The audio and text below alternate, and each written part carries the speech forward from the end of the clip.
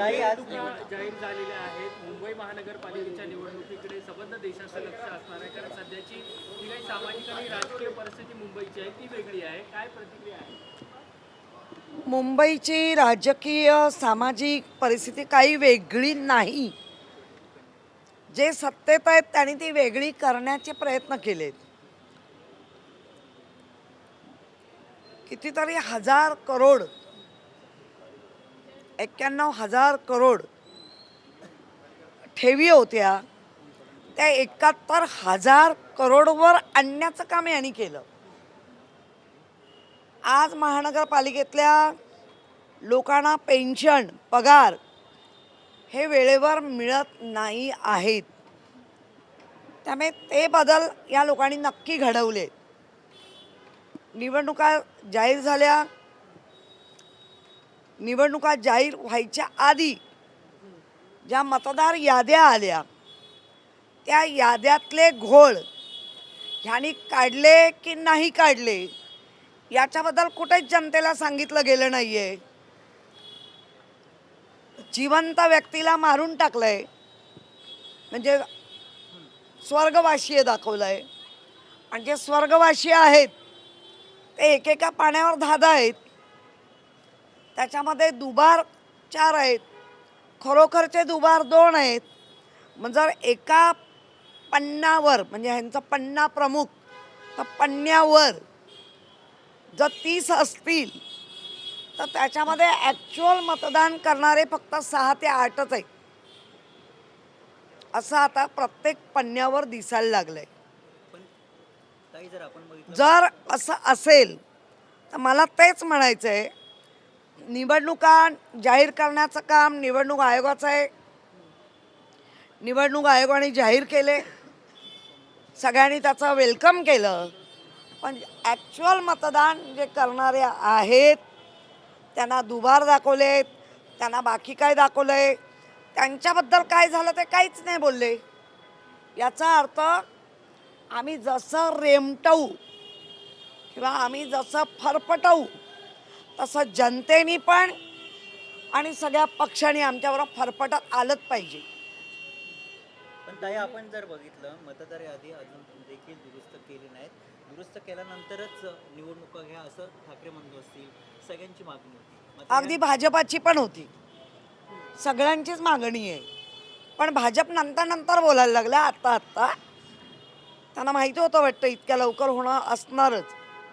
पण मग निवडणूक यादी करेक्शन झालेली नसताना निवडणूक आयोगाने निवडणूक जाहीर करणं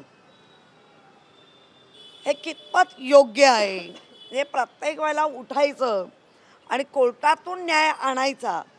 बरं, कोर्टात न्याय मिळतो असं लोकांना वाटतंय, पण अजून आमच्या पक्षाचाच न्याय होत नाही आहे. 22 पासून ते आज चाललं आहे.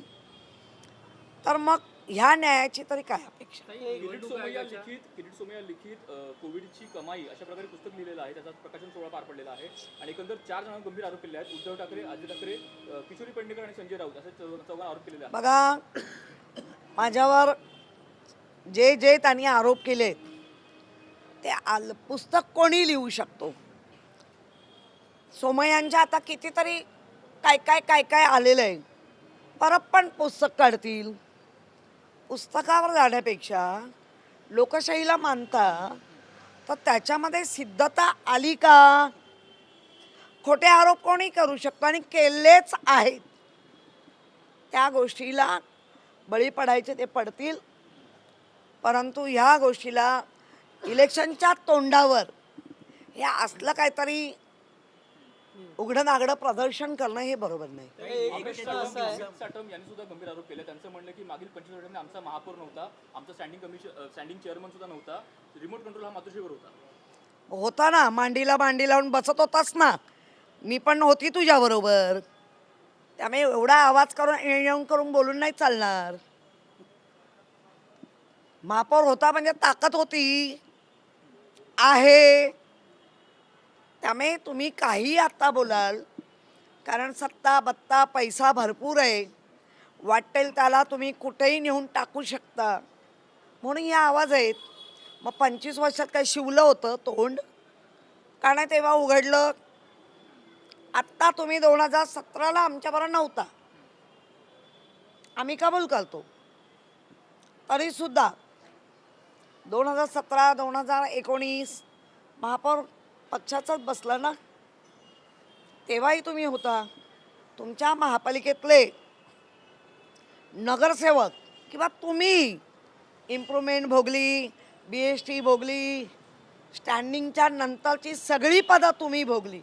स्टँडिंगमध्ये पण तुम्ही तुमचा दरारा ठेवून असायचे, मित्रपक्ष म्हणून तुमचा सन्मान राखायचे. आणि आत्ता खाऊन खाऊन सगळं झाल्यावर ओकारे देत आहे, सुक्या ओकारे आहेत. निवडणूक आयोगाची पत्रकार परिषद होण्यापूर्वी अगदी 15 ते 20 मिनिटं एकनाथ शिंदेनी एक पत्रकार परिषद घेतली. त्यामध्ये मुंबईतला जे महालक्ष्मीचे जे रेस कोर्स आहे तिथे कशा पद्धतीने गार्डन करण्यात येणार, ठाणे किंवा MMR रिजनमध्ये कशा पद्धतीने डेव्हलपमेंट केली जाणार सांगितलं. नाही, मुळामध्ये रेस्कोचं स्वप्न हे ऑलरेडी उद्धवजींनी आणि आदित्यांनी साकारलेलं होतं.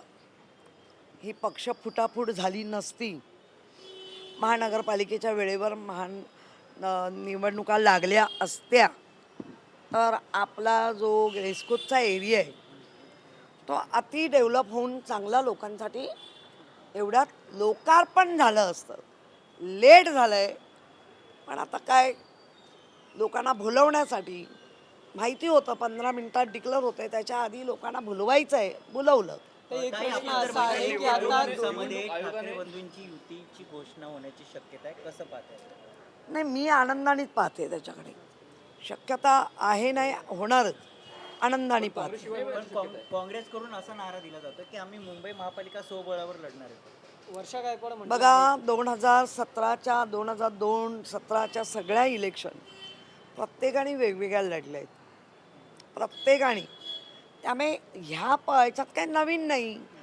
काँग्रेसला वाटत असेल की बिहारमध्ये खूप मोठा जनाधार मिळणार होता,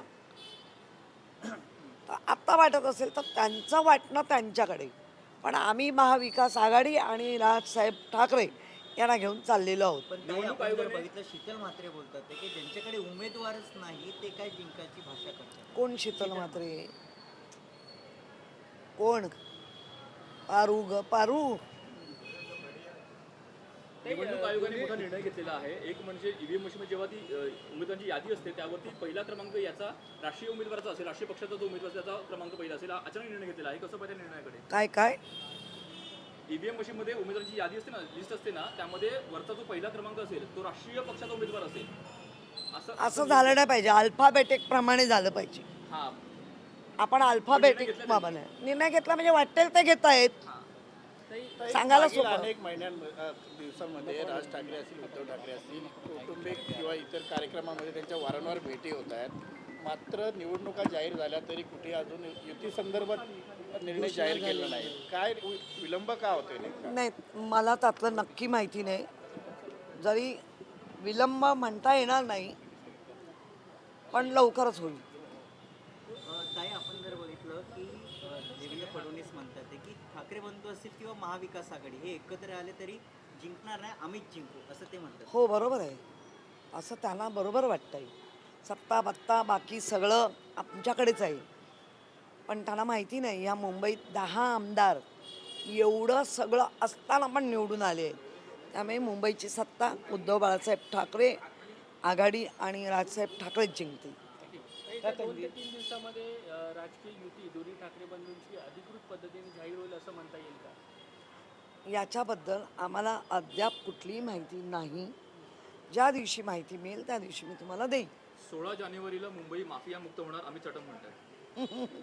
मग त्यांच्या ते माफिया आहेत म्हणून म्हणतात माफिया मुक्त.